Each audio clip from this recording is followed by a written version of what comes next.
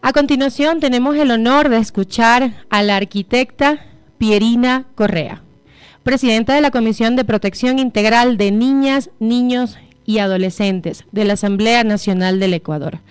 La arquitecta Correa es una profesional destacada en el sector público con una sólida formación académica y una amplia trayectoria como asambleísta. Ha sido representante de Ecuador en foros internacionales sobre derechos humanos, género y educación, incluyendo Naciones Unidas y la ONU Mujeres. Su tema de hoy será políticas públicas para la protección y los derechos de los niños, niñas y adolescentes, en el cual nos hablará de las iniciativas y proyectos que está liderando para garantizar la protección integral de nuestros menores dentro del marco legal y político nacional. Bienvenida, arquitecta Pierina Correa. ¿Cómo están? Muy buenos días. Me confirman, por favor, si me pueden escuchar sin problemas. Muy bien, le escuchamos perfectamente, arquitecta. Gracias. Gracias nuevamente por la oportunidad de compartir con ustedes un tema, un congreso tan importante que lleva ya 7 años y que cada vez convoca a más autoridades, más expertos en diferentes áreas de las violencias que hoy atacan y ponen en altísimo riesgo a nuestros niños, niñas y adolescentes. Si bien este congreso está enfocado en la parte de violencia sexual, realmente hoy se suman otros tipos de violencia, la física, la emocional, la psicológica.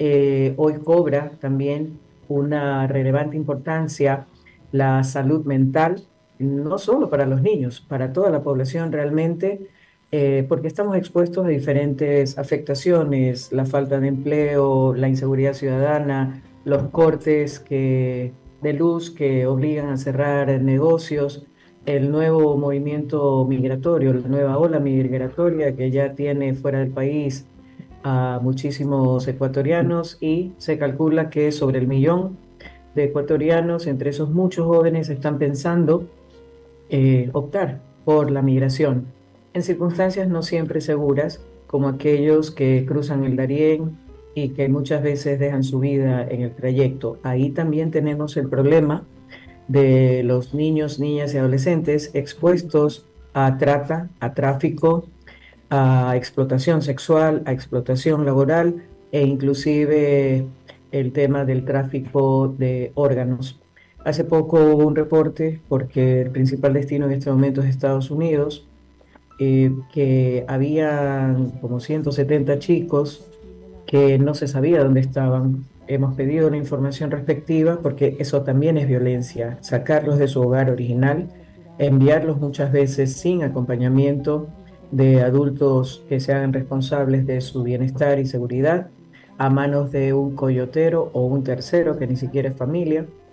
Aquellos que logran cruzar hasta Estados Unidos, los afortunados son reubicados con sus familias radicadas allá, pero hay muchos que no lo están y terminan asimismo en casas, lo que conocemos acá como casas de acogimiento, a la espera o de ser devueltos al país o que surja algún familiar con el que se lo pueda ubicar. Así es que esa es una violencia también extrema. Muchos han quedado en el camino, han muerto o solos o junto a sus padres. Muchos son víctimas de abuso sexual, y aquí voy a hacer un paréntesis. Normalmente cuando hablamos de abuso sexual lo asumimos hacia el género femenino, pero no estamos hablando ni hay números fuertes en el sentido, o seguros, en el sentido de los niños y adolescentes varones que también están siendo víctimas de abuso sexual y de otros tipos. Tenemos el tema de la migración, tenemos el tema de la violencia sexual, tenemos el tema del abuso físico. Hoy los niños y adolescentes también están expuestos a los riesgos que implica la mendicidad en las calles o el trabajo de los menores en las calles, expuestos al tráfico, a ser atropellados, a ser secuestrados. Hay muchas alertas respecto del secuestro de niños y adolescentes que han desaparecido, que no se conoce su paradero y que se presume están siendo involucrados en trabajos de trata, de turismo sexual, entre otros. Hemos tenido hace poco el conocimiento de detenciones por hacer videos pornográficos usando niños, algo que es penado como delito. Pero también el tema del tráfico de órganos está sumamente activo y al día. Hoy se suma otro riesgo todavía, y es la cooptación de los niños, niñas y adolescentes por los grupos de delincuencia organizada. Nosotros el día 20 de noviembre, es decir, el miércoles de esta semana, que está concluyendo, tuvimos unas fechas y hechos que coincidieron en ese mismo día. Por un lado, cumplíamos un año de haber retomado la comisión después de la muerte cruzada decretada por el expresidente Guillermo Lasso. Asimismo, se cumplían los 35 años de la Convención de los Derechos del Niño, que es uno de los instrumentos internacionales más apoyados en el mundo, y Ecuador es firmante y ratificante. ¿Qué quiere decir esto? Que las disposiciones que emanan desde la convención se convierten en vinculantes. ¿Esto qué significa? También que tenemos que adaptar nuestra legislación a esos postulados del convenio que buscan garantizar el interés superior del niño y la protección de los derechos de los niños, niños y adolescentes por encima de cualquier otra connotación. Inclusive en la Constitución de la República del Ecuador se indica con absoluta claridad que todo lo que tenga referencia con niños, niños y adolescentes está por encima de cualquier otra consideración jurídica, y de manera especial cuando se afectan directamente sus derechos. ¿Qué está pasando con el tema de la delincuencia organizada? Esto nosotros lo tratamos en el libro 4 del Código Orgánico de Protección Integral a Niños, Niñas y Adolescentes, y ya voy a entrar en el detalle de esto. Pero el día miércoles también aprobamos en comisión el COPINA, con 7 votos de 9 que se compone la comisión. Ese día también se celebraba el Día Internacional de la Niñez. Entonces miren ustedes qué bonitas coincidencias, no fue planificado así, pero se dio. Ese día también tuvimos, como parte de los eventos conmemorativos de los 35 años de la comisión, el lanzamiento oficial por parte de UNICEF y la Pontificia Universidad Católica del Ecuador de la estrategia para luchar contra todos los tipos de violencias que están afectando a nuestros niños, niñas y adolescentes. Usan las siglas de la palabra, eh, de la palabra, siempre se me va, en inglés, inspire, inspira, y justamente la primera, la que corresponde a la I, tiene que ver con la parte de legislación. No solamente hacer leyes, crear leyes o modificar leyes ya existentes, sino hacer el seguimiento para que se cumplan. Porque si no se cumple una ley, por buena que sea, pues simplemente queda en calidad de letra muerta sobre papel, tinta sobre papel. ¿Qué habla esta iniciativa, esta estrategia a la que todos estamos invitados a participar? No solamente quienes hacemos la función legislativa, la función ejecutiva también a través de las diferentes instituciones y los diferentes niveles de gobierno, desde los ministerios, secretarías, consejos, hasta los gobiernos autónomos descentralizados, que al final son las instituciones más cercanas al ciudadano en el día a día a través de las juntas de protección, sino también comprometer la escucha obligatoria a los niños, niñas y adolescentes por parte de quienes hacemos políticas públicas, quienes hacemos actividad política, social, pública y privada, las ONGs, la sociedad civil, las diferentes instancias, escuchar a los niños, niñas y adolescentes, escuchar de nuevo a los niñas, niños y adolescentes. ¿Por qué razón? Porque nuestra visión como adultos, lo que se conoce como el adultocentrismo, puede variar con respecto de lo que ellos piensan, cómo ven su mundo, cómo ven sus derechos, cómo ven su presente y su futuro, aunque lo nuestro sea bien intencionado. Entonces, para construir políticas públicas, para construir leyes, es necesario escuchar a los actores directos para quienes va dedicado el cuerpo jurídico, en este caso los niños, niñas, adolescentes.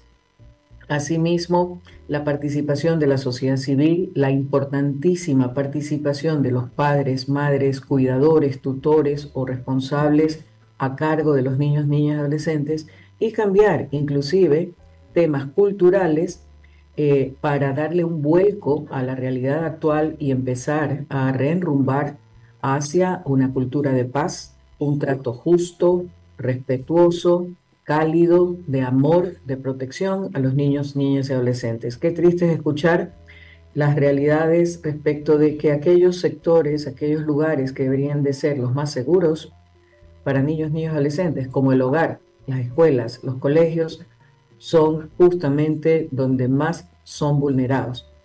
En el hogar, donde se supone que deberían de recibir toda la protección y amor, lastimosamente las estadísticas señalan que las violencias sexuales en su mayoría parten del mismo entorno familiar cercano. El padre, el padrastro, el tío, el hermano mayor, el abuelo, entre otros. ¿Okay?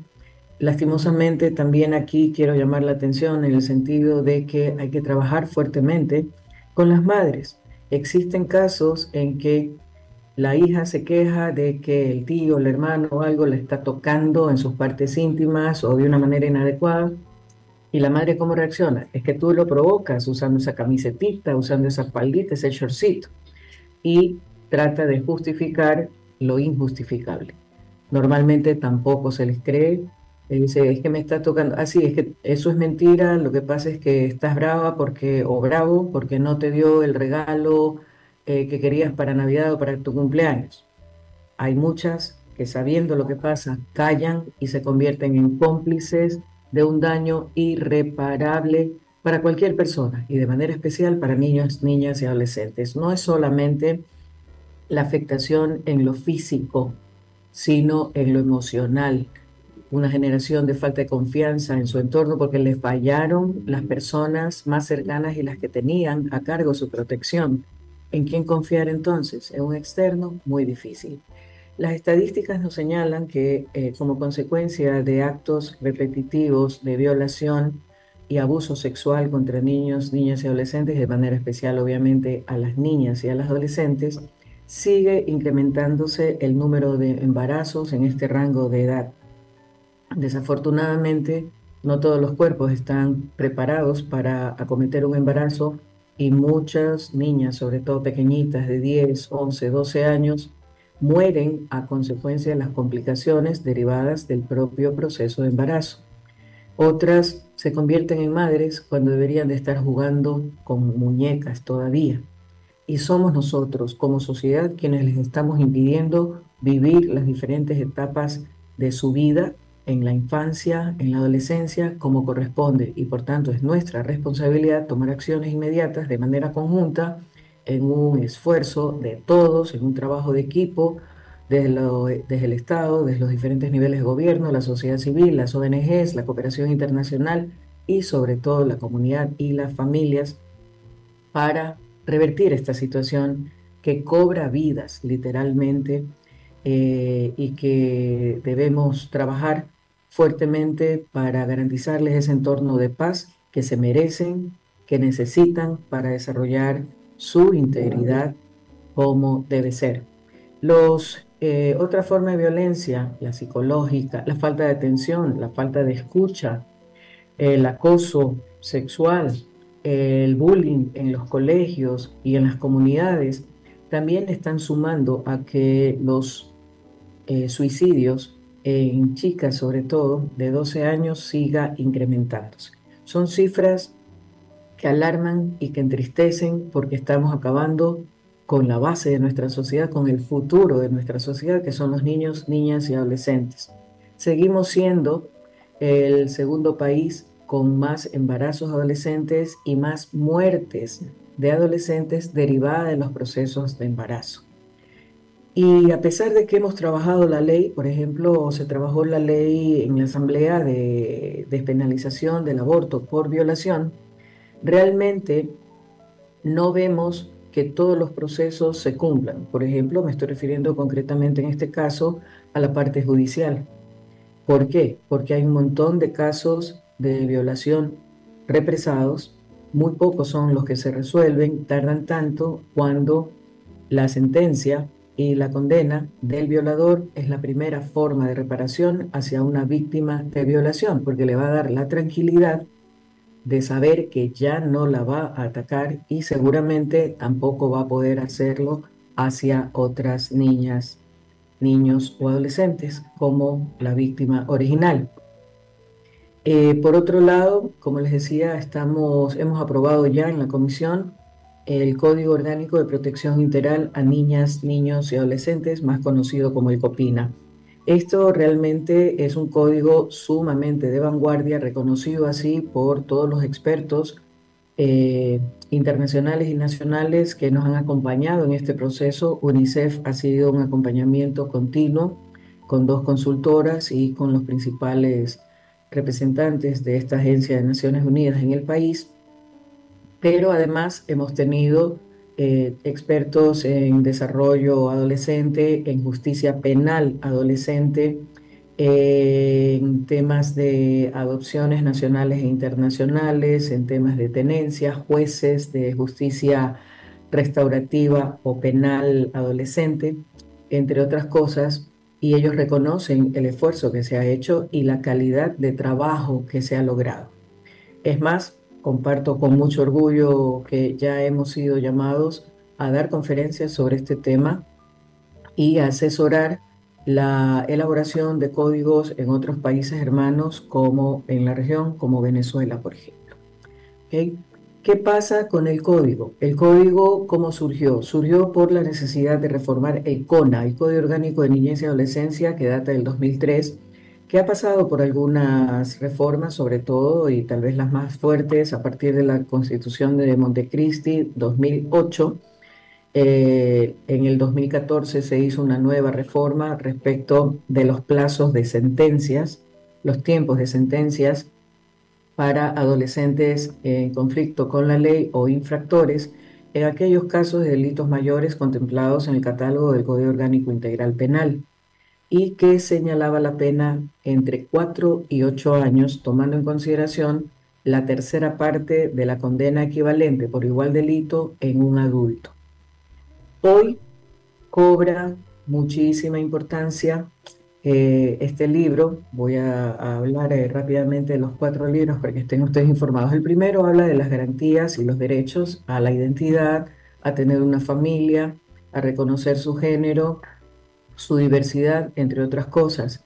El segundo libro habla de las relaciones de los niños, niñas y adolescentes con su familia. Ahí tenemos adopciones nacionales, adopciones internacionales, que hemos avanzado muchísimo, acortando plazos, tanto en la parte administrativa como en la jurídica, y fortaleciendo el tema de la adopción internacional, porque dentro de las parejas internacionales se reconocen a los ecuatorianos que viven en el exterior cuando por haber migrado no han dejado de ser ecuatorianos ni han perdido sus derechos. Entonces son cosas que hemos trabajado en eso.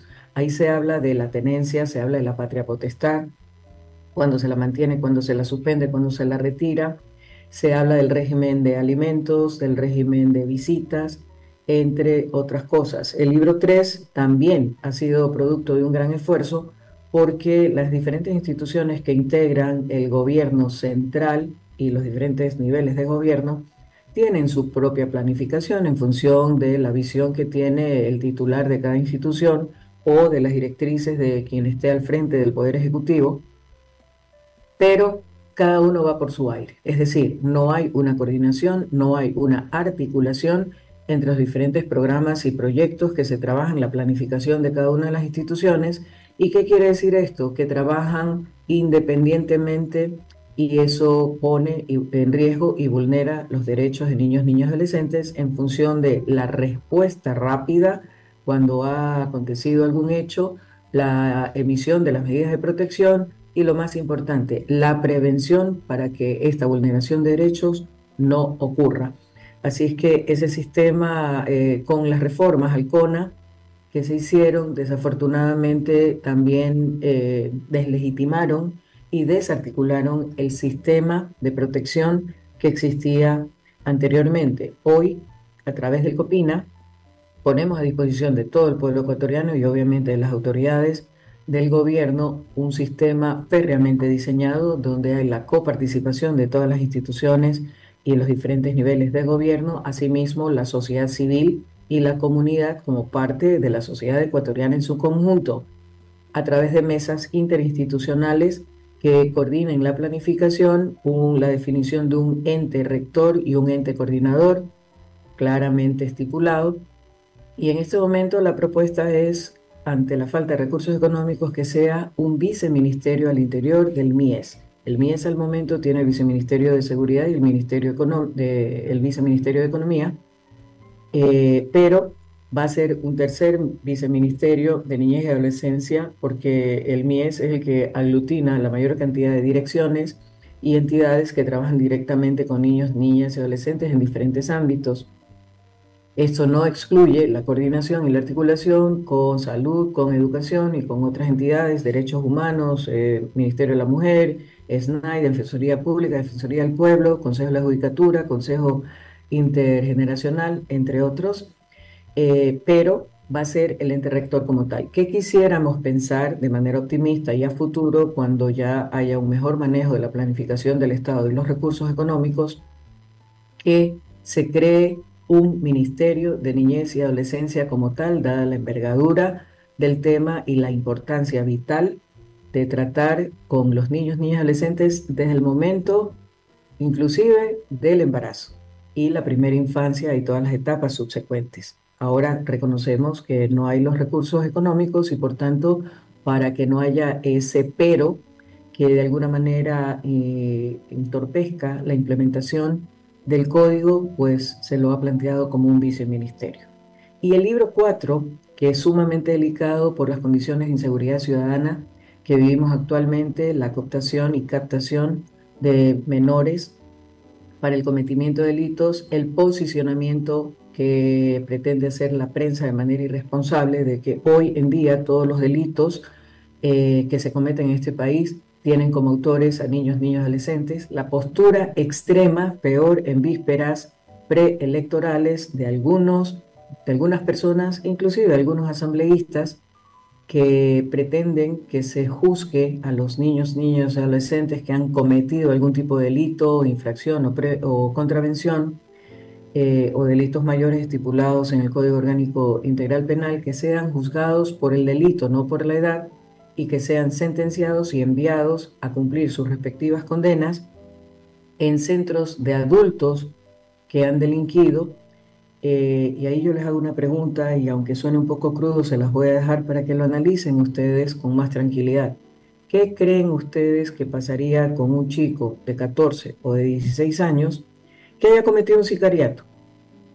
Que haya cometido un sicariato. No estamos justificando los delitos para nada, somos los primeros en condenarlos. Pero ¿qué creen ustedes que pasaría con un chico de esa edad que sea enviado a La Roca, a la penitenciaría litoral, a Turi, al Rodeo, a La Tacunga? ¿Qué creen ustedes que pasaría? Cuando he hecho esta pregunta, la respuesta inmediata dice, uy, no, se gradúan, pero con PhD en delitos. Sí, les digo, efectivamente. Pero ¿qué pasa antes de eso? Cuando recién entran. ¿Si han oído ustedes esa expresión carne fresca?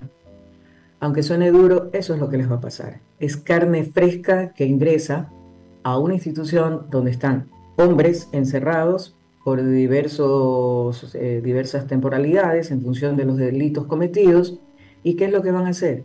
Van a violar brutal y sexualmente a ese chico.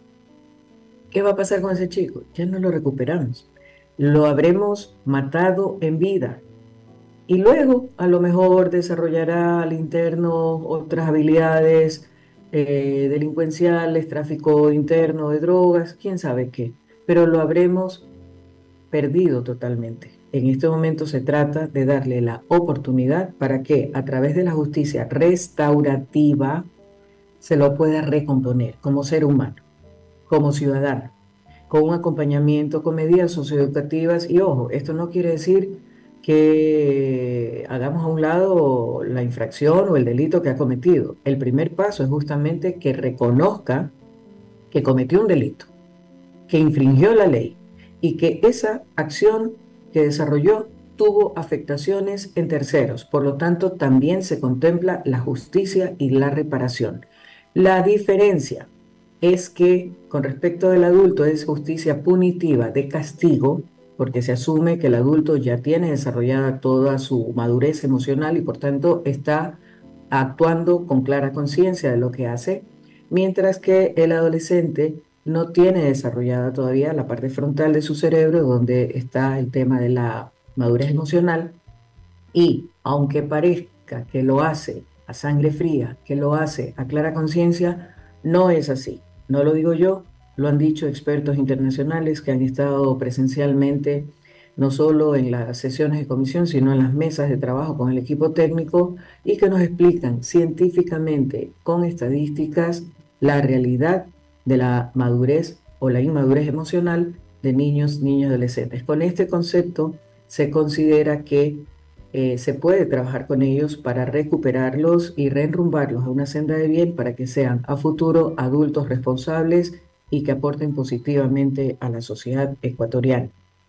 Ahora, ¿qué les dicen? No es que ven que aquí no te va a pasar nada porque eres pelado, porque eres menor. Sí les pasa. Se los detiene, se los juzga, se los condena, se los sentencia y en los casos de delitos mayores, de condenas entre 4 y 8 años, también pasan a institucionalizarse. ¿Qué quiere decir eso? En buen romance es una cárcel, porque no es que pueden caminar libremente ni salir y entrar a la hora que les dé la gana, es un centro de adolescente infractor. Es el equivalente a lo que sería la cárcel o la penitenciaría en un adulto. ¿Qué pasa? Ahí tienen actividades, tienen seguimiento, tienen acceso a educación, atención en salud, salud mental, que hoy es más necesaria que nunca. Y se trabaja con ellos enseñándoles oficios para que cuando terminen de cumplir su condena puedan salir con habilidades que les permitan acceder a un trabajo, a una actividad que les genere un ingreso y de esa manera pues no vuelvan a pasar por la condición de necesidad que eventualmente los obligó a ingresar a un grupo de delincuencia organizada. Pónganse en el plano, yo siempre hago este ejercicio, traten de ponerse en los zapatos de estos niños, niñas, adolescentes que no tienen ni siquiera un hogar estructurado, a lo mejor un padre o una madre, a lo mejor el padre o la madre son alcohólicos, consumidores de drogas, traficantes, delincuentes, a lo mejor están presos, viven en sectores extramurales de la ciudad, en condiciones de hacinamiento, de promiscuidad, sin acceso a servicios básicos elementales, el Estado, un Estado ausente, les ha negado la oportunidad y sobre todo el derecho a educación de calidad, a hogar y vivienda digna, a un trabajo digno para sus padres, acceso a medicina y a salud, entre otras cosas, se les ha negado todo. Entonces, nadie nace delincuente. El delincuente se convierte en tal ante la falencia de cosas tan elementales como las que acabo de mencionar. Si un chico o su núcleo familiar no tiene ni siquiera lo básico, lo elemental para comer una vez al día, que le ofrezcan una moto, la habilidad de manejar un arma, 20, $50, es una fortuna para ellos. ¿Saben la experiencia triste que vivimos nosotros cuando conversamos con estos chicos? Nos dicen, mira, preferimos vivir intensamente una semana, un mes, un año, que vivir en la miseria 30 años. Qué tristeza. En el trabajo, lo que les comentaba de la estrategia de lucha contra todo tipo de violencia que desarrolló UNICEF, parte de lo que hicieron fue trabajo con adolescentes, escuchándolos. ¿Saben lo que les decían los adolescentes? Dame una opción. Y le preguntaban qué sea. Dame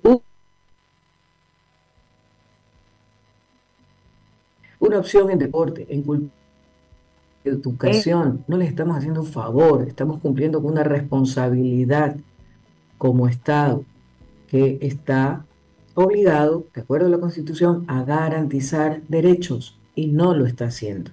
Entonces, lógicamente, ante las falencias, las necesidades abrumadoras que tienen, la falta de madurez emocional, muchas veces hasta física y fisiológica, son presa fácil de caer en esto, pero ellos son víctimas antes que llegar a ser victimarios. Y eso es algo que tenemos que tener clarísimo. No se los puede tratar como delincuentes comunes, no se los puede tratar como delincuentes adultos.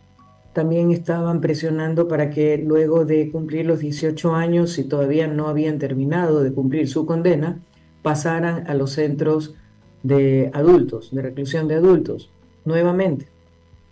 ¿Qué va a pasar con esos chicos?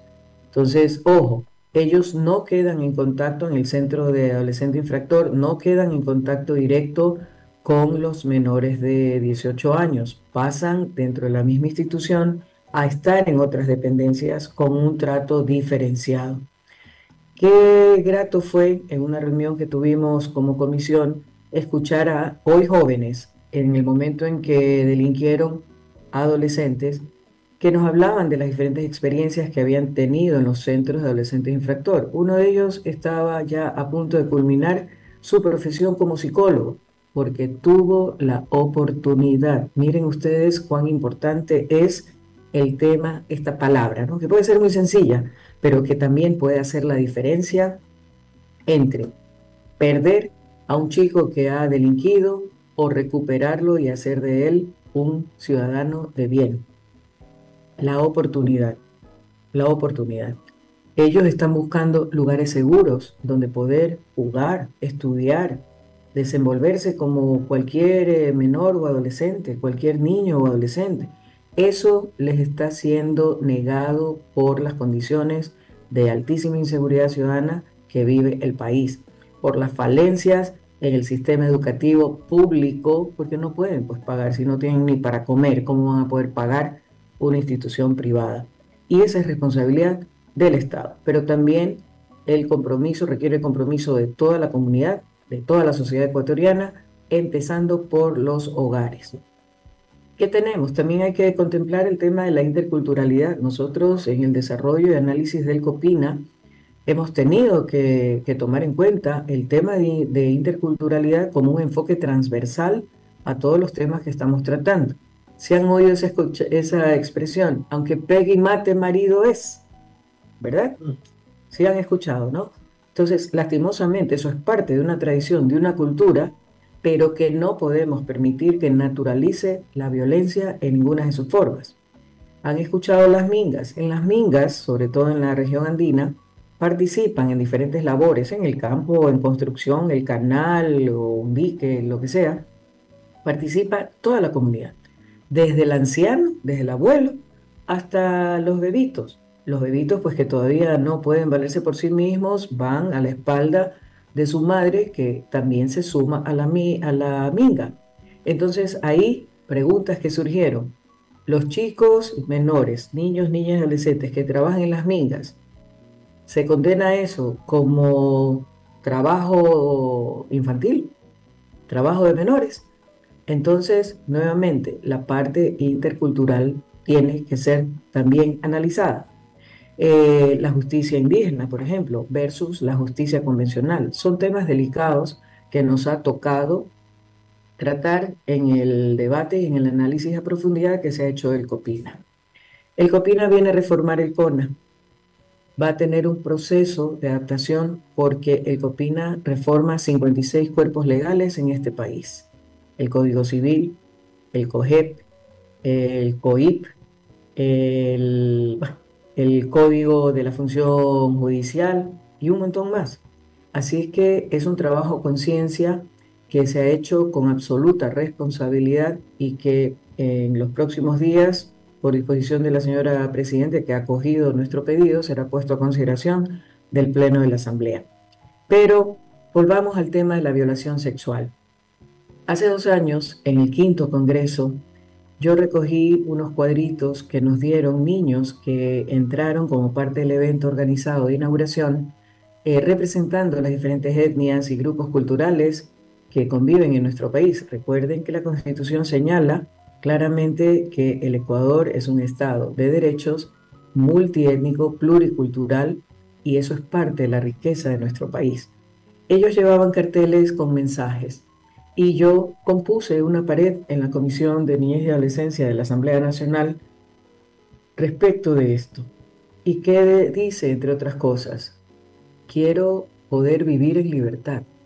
Escúchame, créeme, no me dejes abandonado.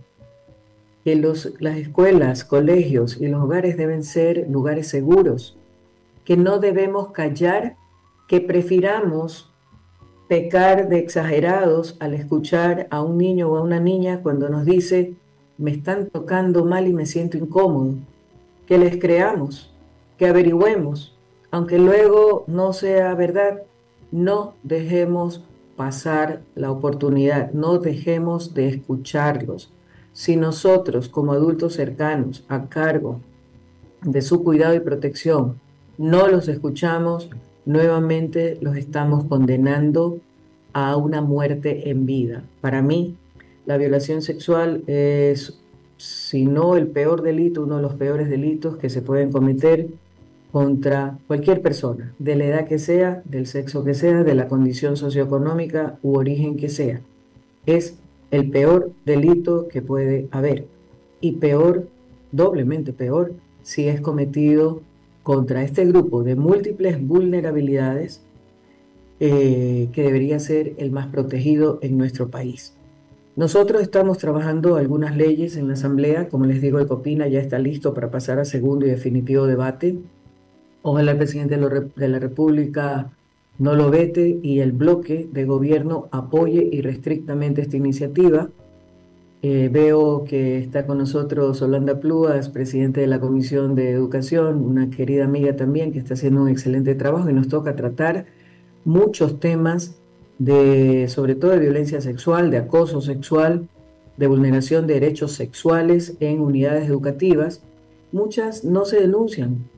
¿Por qué? Porque ningún rector quiere perder pues, el prestigio de su institución, ¿verdad? Pero recordemos que el COPINA surge justamente a partir de casos de violación y acoso sexual en unidades académicas, una denuncia y luego a partir de esa denuncia surgieron a lo largo y ancho del país y eso generó la creación de la Comisión AMPETRA y de la Comisión Ocasional para trabajar el COPINA como reforma al CONA. Miren ustedes cuán importante, después de casi 6 años vamos a poder tener finalmente este código y con Solanda ella viene haciendo un seguimiento muy importante de fiscalización a la parte educativa. El Ministerio de Educación que señala que están trabajando también en zonas seguras para los estudiantes, donde puedan no solo desarrollar sus actividades académicas como tal, sino también actividades relacionadas, vinculadas al arte, a la cultura, al deporte.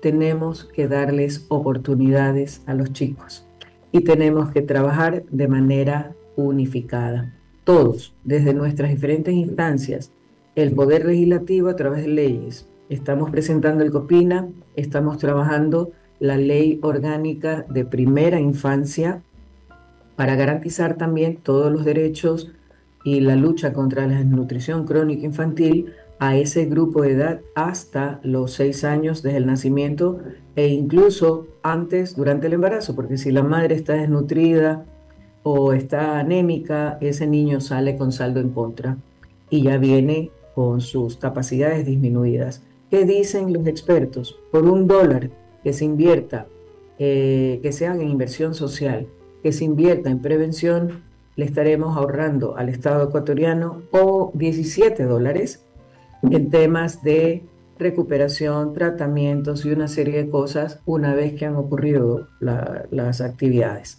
Entonces, apuntemos a la prevención, recuperemos valores, trabajemos desde el hogar con el padre, con la madre.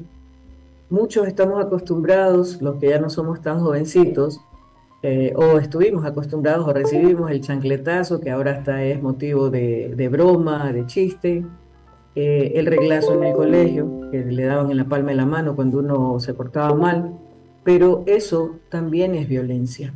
No escuchar a sus hijos cuando quieren hablar con ustedes también es otra forma de violencia y lo que estamos haciendo es dando un mensaje totalmente equivocado de que no me importa lo que te pase, no me interesa escucharte. ¿Y qué van a hacer los chicos? O se meten en su propio mundo, se vuelven introvertidos o caen en las manos y en las redes del ciberdelito, es decir, se sientan frente a un computador, ingresan a las redes sociales. Hoy, cuidado con la inteligencia artificial, que viene a ser una herramienta usada correctamente favorable, pero también usada con mala intención, muy dañina. Cuidado, los estamos arrinconando a tomar este tipo de actitudes. Si son agredidos en el colegio, hay que denunciar, no importa la reacción del colegio, lo principal es el niño, niña y adolescente. Ojalá el mundo entero, y de manera especial el Ecuador y la sociedad ecuatoriana en su conjunto, pueda trabajar para brindarles la oportunidad a esos niños, niñas y adolescentes que vivan sus diferentes etapas en función de lo que ellos quieren. Si es época de jugar, que jueguen; si es época de asumir un poquito más responsabilidades, que las asuman, pero siempre en un entorno de paz, en un entorno seguro, en un entorno en el que se sientan amados y protegidos. Ese es el compromiso que los invito a asumir a todos. eh, esta iniciativa es muy buena. Simultáneamente hemos venido trabajando otras iniciativas también con la OEA. Recién terminamos un seminario de algunos meses de duración respecto de violencias en contra de niños, niñas y adolescentes con la UNICEF y la Pontificia Universidad Católica del Ecuador. Se ha trabajado desde abril hasta la fecha la estrategia en contra de los diferentes tipos de violencias, con indicadores, con temporalidades, con responsabilidades a cada una de las instituciones del Estado y de la sociedad civil y de la familia, y con procesos de evaluación de aquí al 2026 primero, y luego pues incorporando también los objetivos de desarrollo sostenido. Miren ustedes, es una labor titánica. Yo estoy hablando en nombre y en representación del Poder Legislativo, pero no es suficiente. Aquí tiene que estar el Poder Ejecutivo, que es el que asigna los recursos y hace la planificación desde los diferentes niveles de gobierno. Tenemos que tener también la participación del sistema judicial para que puedan judicializar, condenar, sentenciar, juzgar a aquellos que han violentado a nuestros niños, niñas, y adolescentes. Y también pues con las medidas socioeducativas y la justicia restaurativa, juzgar, sentenciar a aquellos adolescentes que hayan incurrido en transgresiones de la ley, pero con la mirada puesta en recuperarlos. Y nuevamente generar ese país de paz, ese entorno de paz y de oportunidades para que esos niños, niñas y adolescentes tengan la posibilidad de desarrollar todos sus potenciales en un entorno de paz y de seguridad y de amor y protección, con la garantía del Estado de respeto a sus derechos y al interés superior, con el concepto de integralidad. Así es que esto era lo que quería compartir con ustedes el día de hoy. Agradecerles profundamente a los organizadores de este congreso por la invitación que me han hecho reiteradas veces a participar. Por mi parte, siempre a la orden y a la disposición, dispuesta a luchar hombro a hombro para garantizar los derechos de niñas, niñas y adolescentes, y sobre todo el derecho a una vida digna y en paz. Muchísimas gracias por su atención.